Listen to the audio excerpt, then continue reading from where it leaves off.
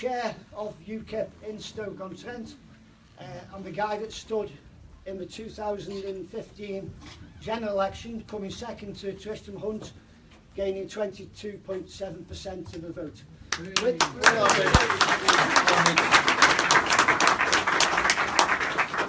With that, I'll now hand you over to Paul Oaken.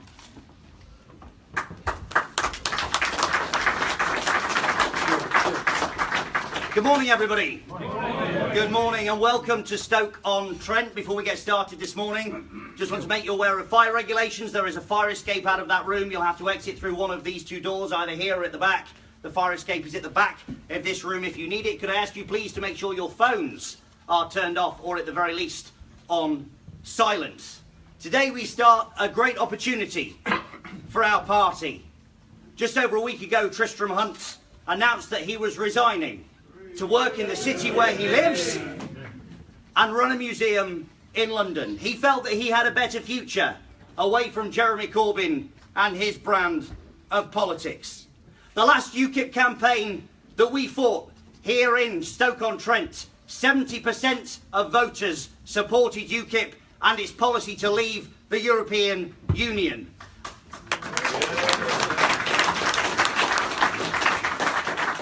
This is a UKIP constituency, and during these 5 weeks we are going to go out there and we are going to prove that to be the case. Absolutely. Yeah. At the end of November, we announced the leader of our party with the biggest mandate that UKIP had ever given to a leader. He was stood on a platform of unity. After a difficult few months, he wanted to bring our party back together. Just 2 months on, we are a party reborn. Today is proof of that. A by-election called only in the last few days. We have people here from Kent, from London, from Essex and Wales, the Midlands, Newcastle, Manchester, and we have people from the great city of Stoke-on-Trent here to help launch our campaign. All we need now is our candidate. Last night in the constituency, we held a hustings for local members to identify their preferred candidate. Originally, there were 11 applications received. Upon learning of the final 11 candidates, 10 of those candidates, including the former parliamentary candidate Mick Harold, made the decision to withdraw from the race. That was so that the 11th candidate can be announced today, unopposed, ratified this morning by our National Executive Committee as the man who will lead UKIP into this by-election, the man that will take a seat, that important second seat for our party in Westminster. Ladies and gentlemen, our candidate for the Stoke by-election and our leader, Paul Nuttall.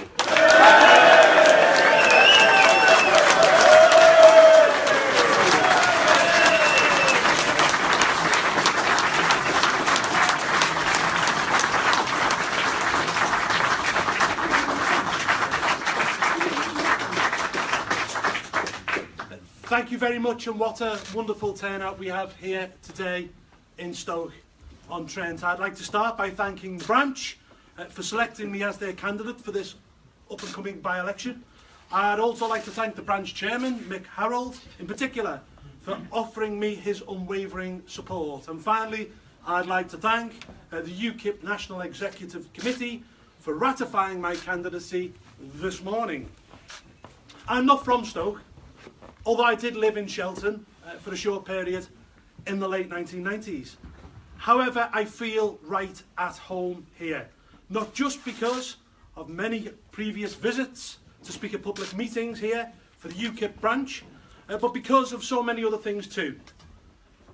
From the terrace streets to the corner shops, from the local pubs to the children's playgrounds, from the old factory sites to the graffiti on too many walls.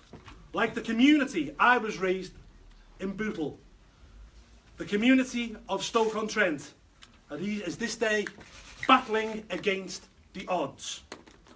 I know how much more difficult it is for a young person in a working class community in the Midlands of the North to fulfil their potential in life. It's a bit more difficult than if one is lucky enough to be born into a world of connections with money down south.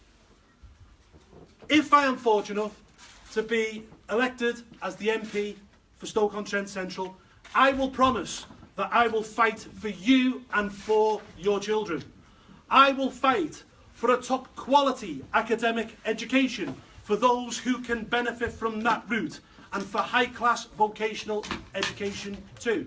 I will fight to have the bedroom tax scrapped. I will fight for jobs that pay a decent wage, enough to give back to working people what they once enjoyed as standard: a house, a car and a holiday too. I will fight to see people with long-standing local connections prioritised on housing lists, and forces veterans put to the front of the queue.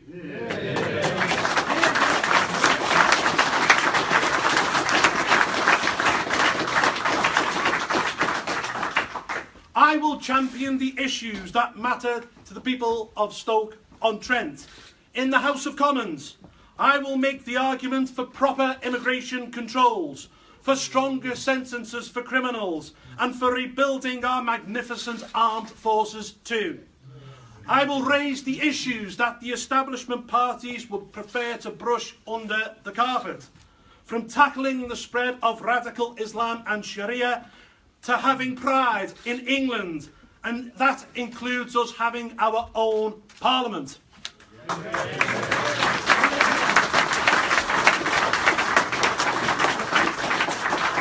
I am sick and tired of Englishness being the one national identity in our island that is not allowed to speak its name. And let me tell you, I am English and I am proud of it. And unlike Labour, I am also proud of our flag.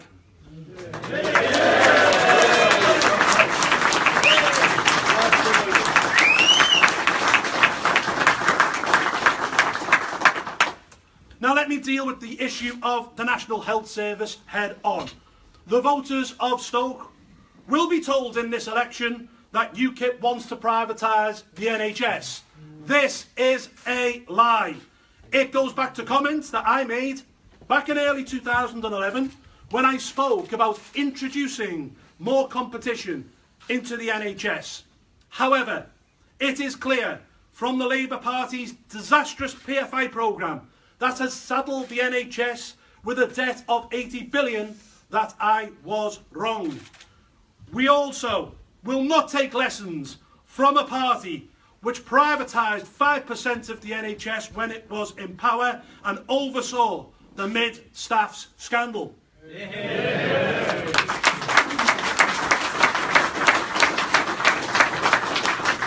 Let me be clear, UKIP has never stood on a platform of privatising the NHS in any election, and UKIP never will stand on a platform of privatising the NHS.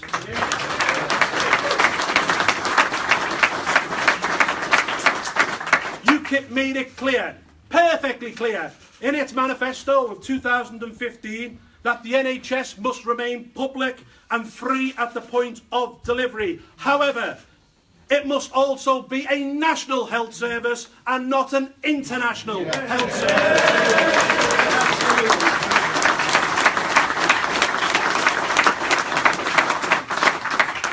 We are also committed to the abolition of hospital car parking charges, which in our opinion is little more than a tax on the sick. And unlike the other parties, we will put even more money into the NHS, and we can tell you where that money is coming from.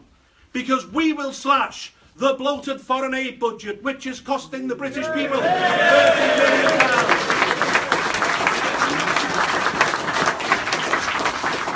Costing the British people £30 million every single day.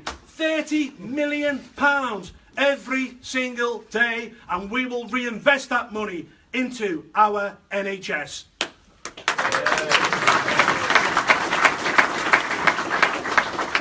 In the referendum last year, just about 70% of voters from Stoke voted to leave the European Union. This was the highest vote share for leave in any city in the United Kingdom. that makes Stoke the capital of Brexit. And be clear, nobody will fight harder than me to ensure that Brexit happens in full and in good time. If I am elected as your MP, it will send a signal to all those who are trying to put spanners in the works that their jobs are on the line. And in particular, those Labour MPs who represent working class communities which voted leave and now want to water down Brexit. They will be put on notice that if they seek to frustrate the will of the people, they may as well be asking for their P45s in the post.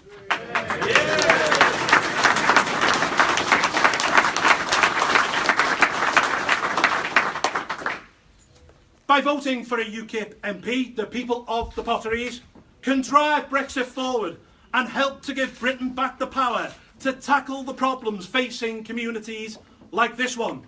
We can together change politics and set a new course, a course that will restore pride in our nation and open up opportunities to people in every part of our country. The metropolitan elite has had the fate of working people in its grip for too long. It's now time that that grip was broken. I've heard people say that these communities have been left behind. This is no doubt true, but it is a phrase that I do not like. I prefer to say that these communities have been let down, and let down time and time again. Let down by a haughty political establishment that looks down its nose at working class people. Let down by a Labour Party in particular that takes their votes for granted. It cannot be right. It cannot be right that 25% of shops in this area are either empty or boarded up. It cannot be right that the local hospitals seem in constant crisis. And it cannot be right that an estimated 60,000 people are living on the breadline in this area. This must change. But it will not change by simply electing another Labour MP to act as what the Westminster journalists call lobby fodder on the back benches.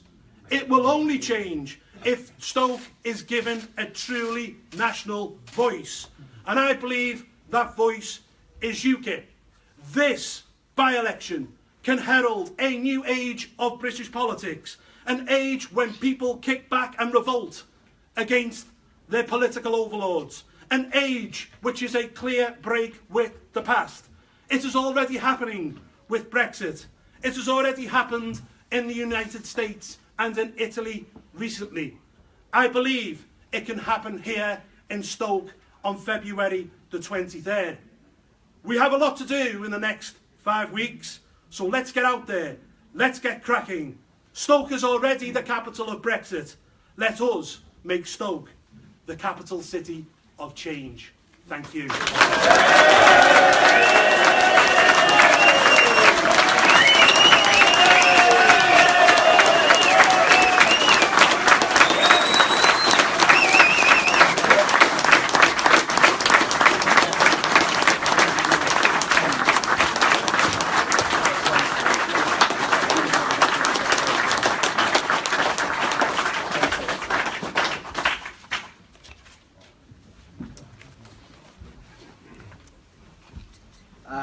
I don't know if this mic's working, but thanks a lot to the ladies and gentlemen for the media for coming along. I think you probably get the sense in the room that you could well be in at the start of a very big story. We're on a very tight schedule, but we do have time for a few questions.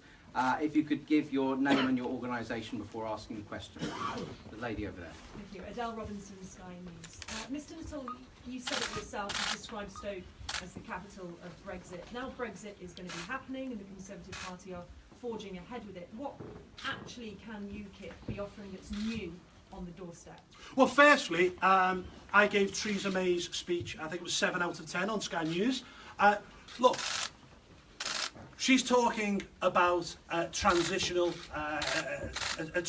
system. She's talking about fading in or fading out, shall we say, which will begin in May 2019. What we want is we want clean Brexit, and we want Brexit now. We want the kind of Brexit that people voted for.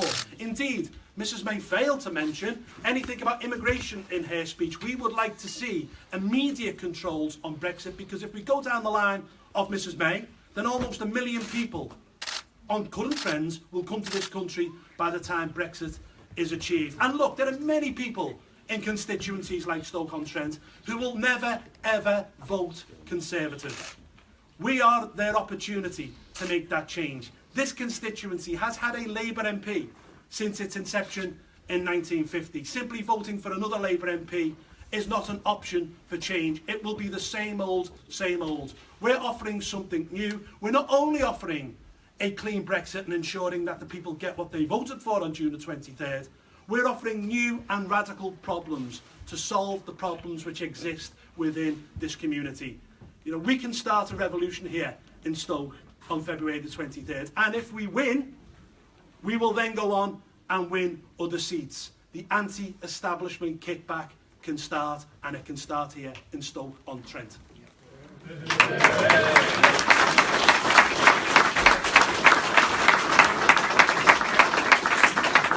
Thank you, the gentleman holding the mic in the corner there. Yeah, Paul Brand from ITV News.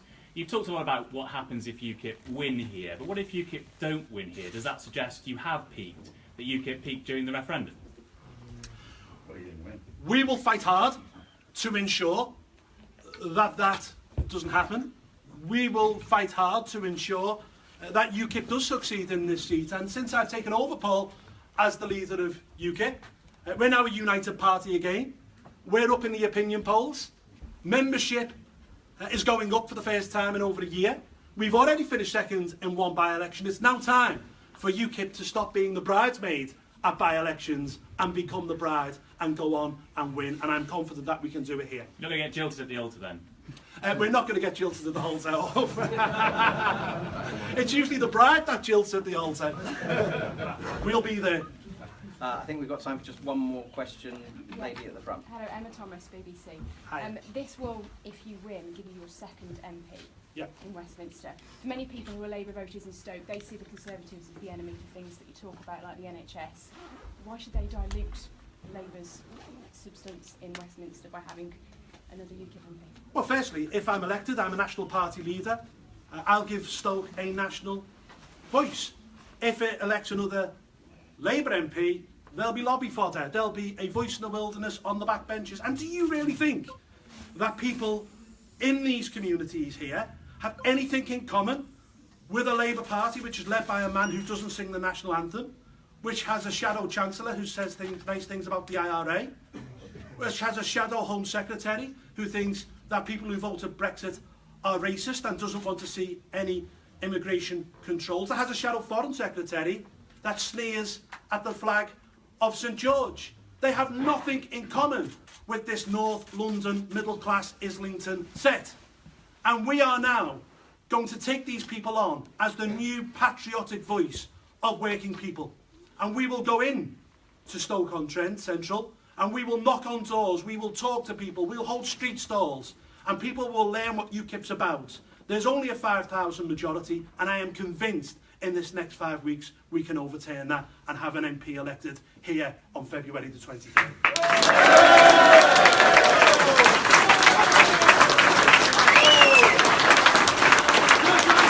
You all on the streets.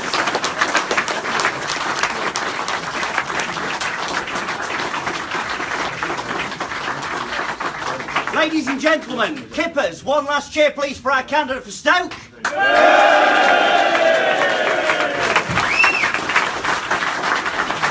Are you ready to go and get Paul Nuttall elected to Westminster? Are you ready to hit the streets of Stoke? Through the door in the back, our campaign begins. Ladies and gentlemen, on your way.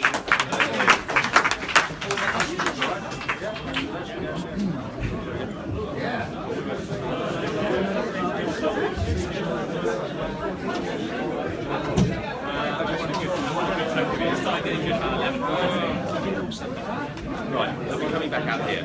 Right. They'll be coming back here when the back's cleared. I'll set up for the 12:10. Okay. And actually, I don't think we were worried there was going to be 7 or 8 people throwing things at us. There's about 4 guys.